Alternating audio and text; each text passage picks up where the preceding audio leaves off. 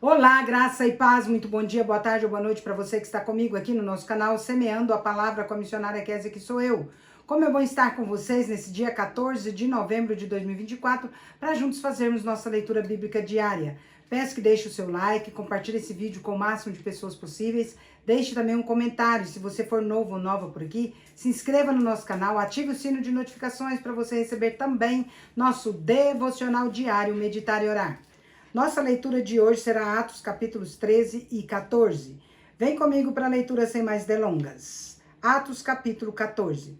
Na igreja de Antioquia havia profetas e mestres: Barnabé, Simeão, chamado Níger, Lúcio de Cirene, Manaém, que fora criado com Herodes o tetrarca, e Saulo.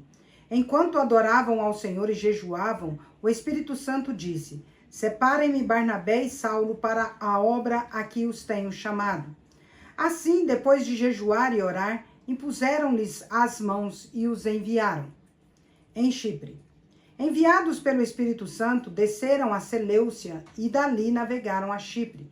Chegando a Salamina, proclamaram a palavra de Deus nas sinagogas judaicas. João estava com eles como auxiliar. Viajaram por toda a ilha até que chegaram a Pafos. Ali encontraram um judeu chamado Bar-Jesus, que praticava magia e era falso profeta. Ele era assessor do procônsul Sérgio Paulo.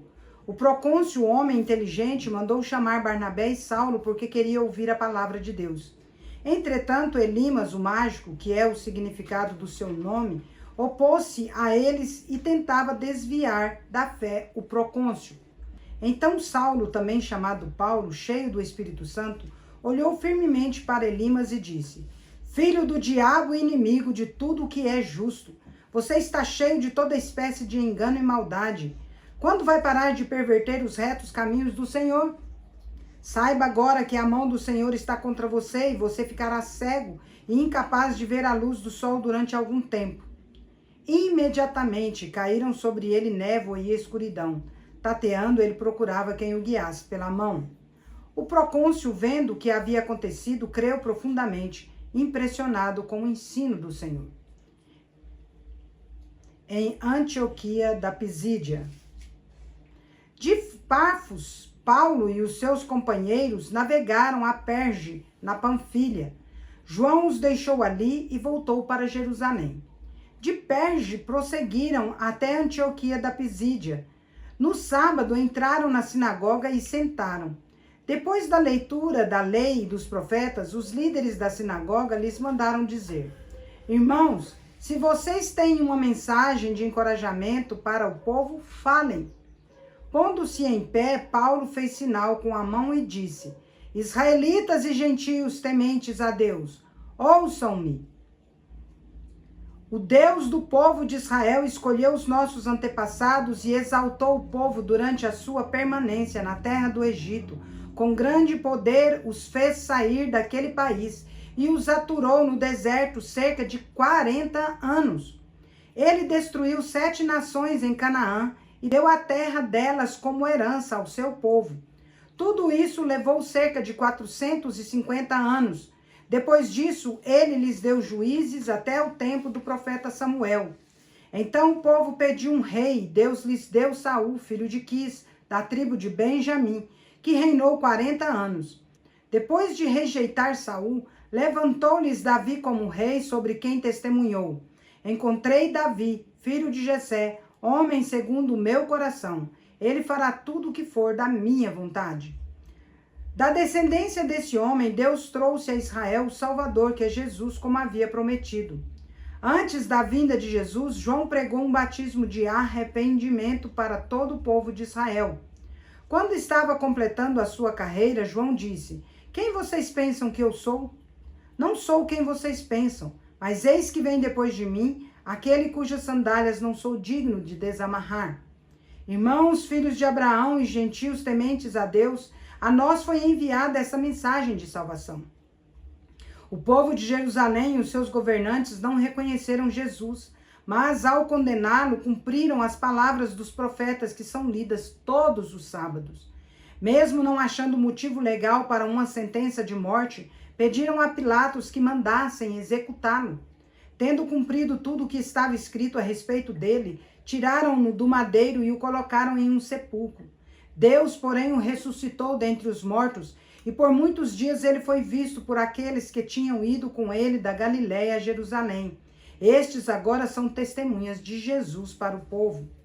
Nós lhes anunciamos as boas novas. O que Deus prometeu aos nossos antepassados, ele cumpriu para nós, seus filhos, ressuscitando Jesus, como está escrito no 2º Salmo: Você é meu filho, eu hoje o gerei.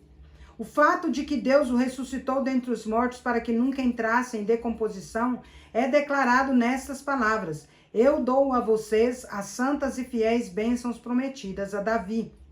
Assim ele diz em outra passagem: Não permitirás que o teu santo sofra decomposição. Tendo, pois, Davi servido ao propósito de Deus na sua geração, adormeceu, foi sepultado com os seus antepassados e o seu corpo se decompôs. Contudo, aquele a quem Deus ressuscitou não sofreu decomposição. Portanto, meus irmãos, quero que saibam que por meio de Jesus é proclamado o perdão dos pecados a vocês. E de todas as coisas que não podiam ser justificados pela lei de Moisés, por meio dele todo aquele que crê é justificado. Portanto, tenham cuidado para que não aconteça o que disseram os profetas. Olhem, escarnecedores, admirem-se e pereçam. Pois nos dias de vocês farei algo em que jamais creriam se lhes fosse contado. Quando Paulo e Barnabé estavam saindo da sinagoga, o povo os convidou a falar mais a respeito dessas coisas no sábado seguinte. Despedida a congregação, muitos dos judeus e estrangeiros piedosos convertidos ao judaísmo seguiram Paulo e Barnabé. Estes conversavam com eles, recomendando-lhes que continuassem na graça de Deus. No sábado seguinte, quase toda a cidade se reuniu para ouvir a palavra do Senhor. Quando os judeus viram a multidão, ficaram cheios de inveja e, blasfemando, contradiziam o que Paulo dizia. Então Paulo e Barnabé lhes responderam corajosamente: Era necessário anunciar primeiro a vocês a palavra de Deus. Uma vez que a rejeitam e não se julgam dignos da vida eterna, agora nos voltamos para os gentios. Pois assim o Senhor nos ordenou: Eu fiz de você uma luz para os gentios, para que você leve a salvação até os confins da terra. Ouvindo isso, os gentios alegraram-se e bendisseram a palavra do Senhor. E creram todos os que haviam sido designados para a vida eterna. A palavra do Senhor se espalhava por toda a região. Os judeus, porém, incitaram as mulheres tementes a Deus de elevada posição e os principais da cidade. Eles, provocando uma perseguição contra Paulo e Barnabé, os expulsaram da sua região. Estes sacudiram a poeira dos pés em protesto contra eles e foram a Icônio. Os discípulos continuavam cheios de alegria e do Espírito Santo. Atos capítulo 14. Em Icônio. Em Icônio, Paulo e Barnabé, como de costume, foram à sinagoga judaica. Ali falaram de tal modo que creu uma grande multidão de judeus e de gregos. Contudo, os judeus que haviam se recusado a crer incitaram os gentios e envenenaram a mente deles contra os irmãos. Paulo e Barnabé passaram bastante tempo ali, falando corajosamente do Senhor, que confirmava a mensagem de sua graça, realizando sinais e maravilhas pelas mãos deles. O povo da cidade ficou dividido. Alguns estavam a favor dos judeus e outros a favor dos apóstolos. Formou-se uma conspiração de gentios e judeus com seus líderes para maltratá-los e apedrejá-los. Quando eles souberam disso, fugiram para as cidades licaônicas de Listra e Derbe e os seus arredores, onde continuaram a pregar as boas novas. Em Listra e Derbe. Em Listra havia um homem paralítico dos pés, aleijado desde o nascimento, que vivia ali sentado e nunca tinha andado. Ele ouvira Paulo falar. Quando Paulo olhou diretamente para ele e viu que o homem tinha fé para ser curado, disse em alta voz: Levante-se, fique em pé. Com isso, o homem deu um salto e começou a andar. Ao ver o que Paulo fizera, a multidão começou a gritar em língua licaônica: Os deuses desceram até nós em forma humana. A Barnabé chamavam Zeus e a Paulo Hermes, porque era ele o portador da palavra. O sacerdote de Zeus, cujo templo ficava diante da cidade, trouxe bois e coroas de flores à porta da cidade, porque ele e a multidão queriam oferecer-lhes sacrifícios. Ouvindo isso, os apóstolos Barnabé e Paulo rasgaram as roupas e correram para o meio da multidão, gritando: Homens, por que vocês estão fazendo isso? Nós também somos humanos como vocês. Estamos trazendo boas novas a vocês, dizendo que se afastem dessas coisas vãs e se voltem para o Deus vivo que fez o céu, a terra, o mar e tudo o que neles há. No passado, ele permitiu que todas as nações seguissem os seus próprios caminhos. Contudo, Deus não ficou sem testemunho. Mostrou sua bondade, dando a vocês chuva do céu e colheitas no tempo certo, concedendo-lhes sustento com fartura e um coração cheio de alegria. Apesar dessas palavras, eles tiveram dificuldades para impedir que a multidão lhes oferecesse sacrifício. Então alguns judeus chegaram de Antioquia e de Icônio e instigaram as multidões. Apedrejaram Paulo e o arrastaram para fora da cidade, pensando que estivesse morto. Mas quando os discípulos se ajuntaram em volta de Paulo, ele se levantou e voltou à cidade. No dia seguinte, partiu com Barnabé para Derbe. O retorno para Antioquia da Síria.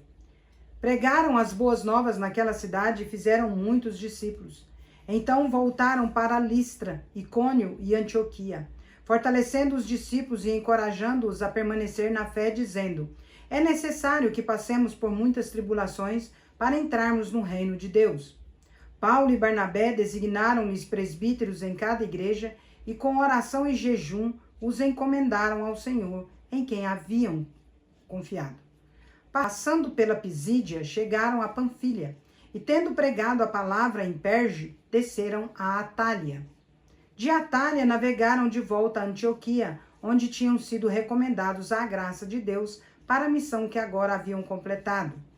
Quando chegaram, reuniram a igreja e relataram tudo o que Deus tinha feito por meio deles e como abrira a porta da fé aos gentios, e ficaram ali muito tempo com os discípulos. Encerramos nossa leitura de hoje. Vós, porém, sois raça eleita, sacerdócio real, nação santa, povo de propriedade exclusiva de Deus, a fim de proclamardes as virtudes daquele que vos chamou das trevas para a sua maravilhosa luz. 1 Pedro 2, versículo 9. Agora vamos ali comigo parabenizar os aniversariantes de hoje. Bora lá. Parabéns e feliz aniversário para você que está completando mais um ano de vida nesse dia 14 de novembro de 2024. Parabéns aos casais completando mais um ano de casados e parabéns aos bebezinhos completando mais um mês de vida.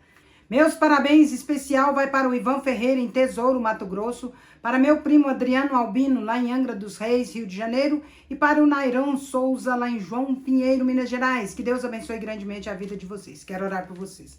Vamos orar? Pai de amor, em nome de Jesus, quero agradecer ao Senhor por conceder ao Ivan, ao Adriano e ao Nairon mais um ano de vida.